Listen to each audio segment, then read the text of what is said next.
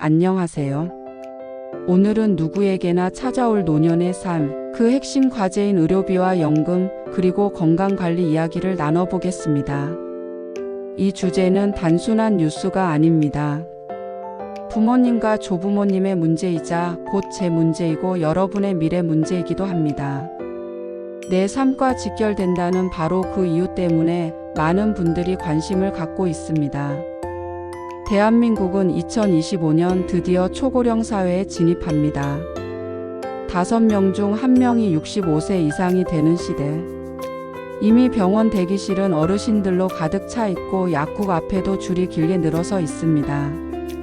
앞으로 의료비는 더 늘어나고 연금은 충분할지, 건강은 어떻게 지킬 수 있을지. 이 질문은 누구도 피할 수 없는 공통의 고민입니다. 보건복지부 자료에 따르면 2024년 기준 65세 이상 노인의 1인당 연평균 진료비는 536만 원입니다. 불과 4년 전인 2020년에는 470만 원 수준이었으니 짧은 기간에 13% 이상 오른 셈이죠. 게다가 전체 진료비의 절반 가까이가 노인에게 집중됩니다. 서울에 사는 78세 김모 어르신은 약값과 병원비만 매달 60만 원 넘게 나간다며 연금으로는 도저히 감당이 안 된다고 토로합니다. 이런 목소리가 결코 드문 게 아닙니다. 노년층 의료비가 폭증하는 이유는 3가지입니다. 첫째, 만성질환. 고혈압, 당뇨, 심부전 같은 병은 평생 약을 먹어야 하고 정기 검진이 필요합니다. 둘째, 중증 질환. 암, 치매, 파킨슨병 같은 경우 치료비가 수천만 원에 달합니다. 셋째, 말기 비용. 통계에 따르면 생애 마지막 1년 동안 쓰는 의료비가 전체 의료비의 30%를 차지합니다. 즉, 평균 수명이 늘수록 의료비는 가파르게 증가할 수밖에 없습니다. 그래도 우리나라에는 완충 장치가 있습니다. 바로 본인 부담 상한제입니다. 한 해 동안 내가 낸 병원비가 상한선을 넘으면 그 초과분을 건강보험공단이 환급해 줍니다. 예를 들어 기초생활수급자인 박 어르신의 상한액은 100만 원. 만약 병원비로 500만 원을 썼다면 400만 원은 나중에 돌려받습니다. 2024년에는 무려 213만 명이 이 제도로 총 2조 8천억 원을 환급받았습니다. 이 제도가 없다면 수많은 가정이 의료비 파탄에 몰렸을 겁니다. 그러나 이 제도에도 한계가 있습니다. 문제는 시점입니다. 진료가 끝난 지 1년이 지나야 환급을 받을 수 있습니다. 그 사이 가게는 현금을 마련하느라 빚을 지기도 하고 다른 지출을 줄여야 합니다. 실제 한 70대 부부는 환급금이 들어오기 전까지는 카드 빚으로 버텼다고 호소했습니다. 즉, 제도가 있어도 당장의 고통은 막아주지 못한다는 거죠. 의료비 부담에서 큰 비중을 차지하는 건 약값입니다. 2025년부터는 사용량 마이너스 약가 연동제가 강화됩니다. 쉽게 말해 많이 팔린 약은 가격을 더 깎게 된다는 뜻입니다. 예를 들어 혈압약이 대량으로 사용되면 제약사는 수익이 늘지만 동시에 가격은 낮아져 전체 부담은 줄어드는 구조입니다. 또 국산 원료를 쓰는 필수약은 가격에 가산점을 줘 국산 산업을 키우려는 방향도 포함됐습니다. 한편 불법 리베이트가 적발된 약은 최대 40%까지 가격이 인하됩니다. 제약사가 잘못하면 환자와 보험 재정이 이득을 보는 구조죠. 또 매년 시행되는 실거래가 조사를 통해 약값 상한선을 실제 시장 가격과 맞춰 조정합니다. 이런 제도는 투명성을 높이는 동시에 국민 부담을 줄이는 장치로 작동합니다. 문제는 속도입니다. 한국의 1인당 보건의료 지출은 2015년 220만 원에서 2024년 412만 원으로 거의 2배가 됐습니다.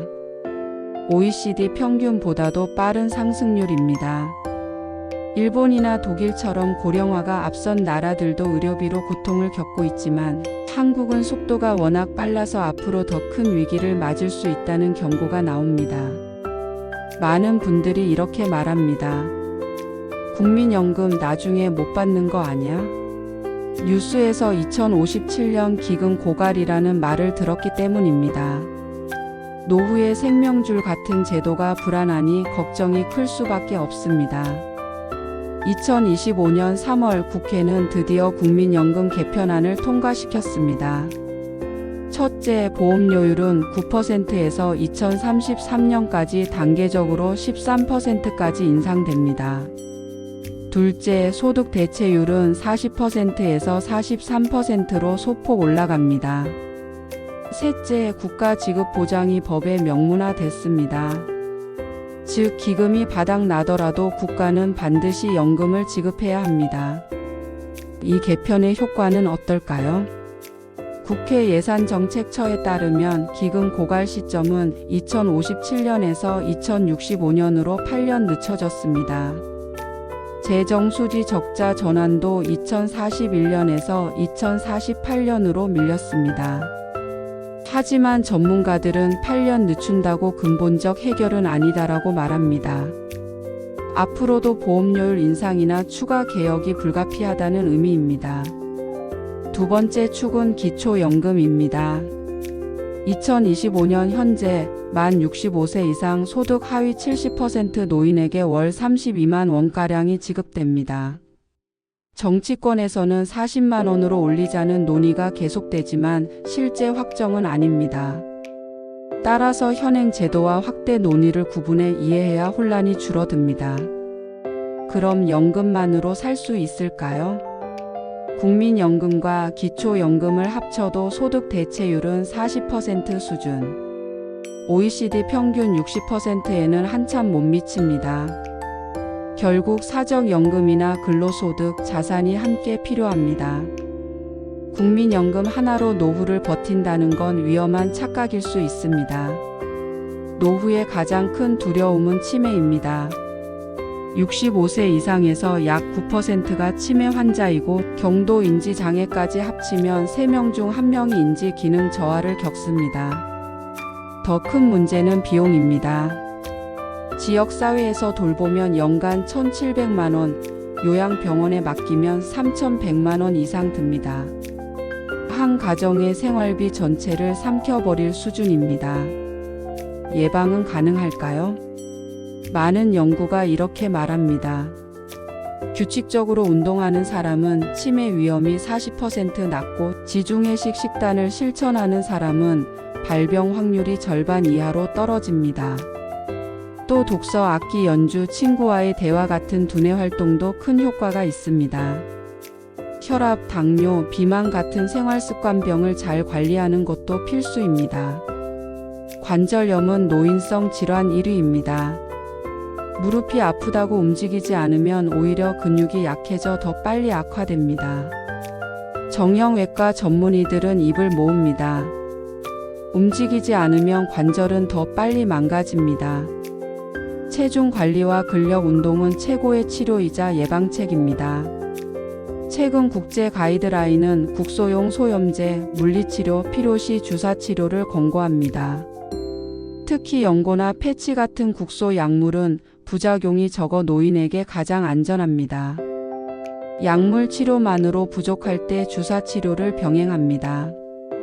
즉, 관절염은 고통을 줄이고 생활을 지탱하는 관리가 핵심입니다. 심혈관 질환은 한국인의 사망 원인 2위입니다. 증상이 없다가도 어느 날 갑자기 심근경색이나 뇌졸중으로 이어지기 때문에 침묵의 살인자라 불립니다. 50대 직장인 이 씨는 평소 건강에 자신 있었지만 정기검진에서 고혈압과 고지혈증을 동시에 발견했습니다. 조금만 늦었다면 큰 사고로 이어질 수 있던 상황이었죠. 예방의 답은 단순합니다. 주 150분 중강도 운동, 주 2회 근력 운동, 하루 5가지 채소 과일 섭취, 그리고 금연, 절주, 적정 체중 유지. 이 5가지만 지켜도 위험은 절반 이하로 줄어듭니다. 실제로 미국 연구에서는 이런 생활 습관을 지킨 사람들의 심혈관 질환 발병률이 60% 이상 낮게 나타났습니다. 오늘은 세 가지 큰 주제를 살펴봤습니다. 첫째, 노인 의료비는 계속 늘어나고 있습니다. 둘째, 국민연금은 개편으로 조금 늦춰졌지만 여전히 불안합니다. 셋째, 치매, 관절염, 심혈관 질환은 생활습관 관리로 충분히 예방할 수 있습니다. 결국 정책과 개인의 노력이 동시에 필요합니다. 정책적 안전망과 개인의 생활습관 관리. 두 가지 바퀴가 함께 돌아가야 노후는 안전해집니다. 노후는 누구에게나 찾아옵니다. 준비는 오늘부터 시작해야 합니다. 여러분은 어떤 준비를 하고 계신가요? 댓글로 남겨주시면 함께 이야기 나누겠습니다.